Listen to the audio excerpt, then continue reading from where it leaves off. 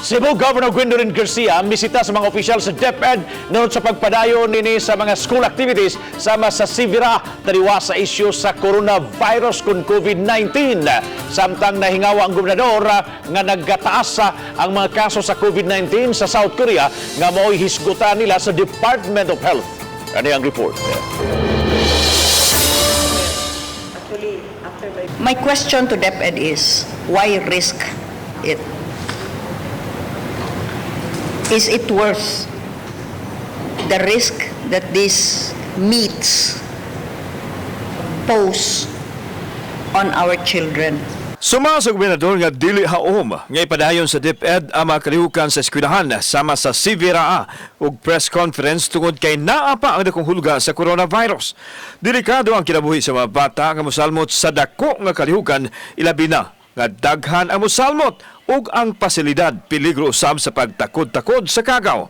Gikaragdang magkitagbo ang gobernador sa mga opisyal sa DepEd ug mga mayor sa lungsod mahitungod nini sanglit ang mga tinun-ag gikan man sa kalungsuran.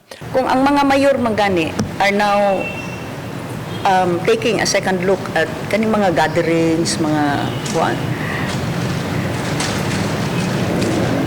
kani pa kang DepEd, they are dealing with our children. Una nang gilibka sa DepEd ang suspension sa Sivira ug Prescon. Apan girakdang ipahigayon na sa sunod buwan, human sila makakuha og clearance gikan sa DOH.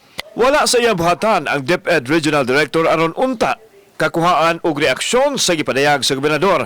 Apan una nang gipamahayag nini nga gipaniguro nila ang welfare sa mga bata.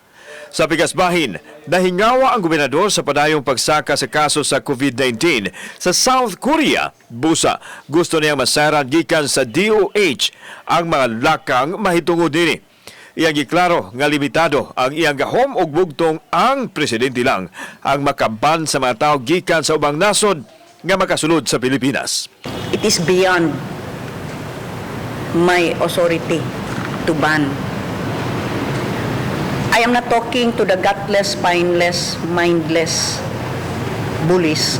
I am talking to the many, many more Cebuanos who are right-thinking. Kauban si Godfrey Relian, ako si Alan Domingo. Balitang Bisdak.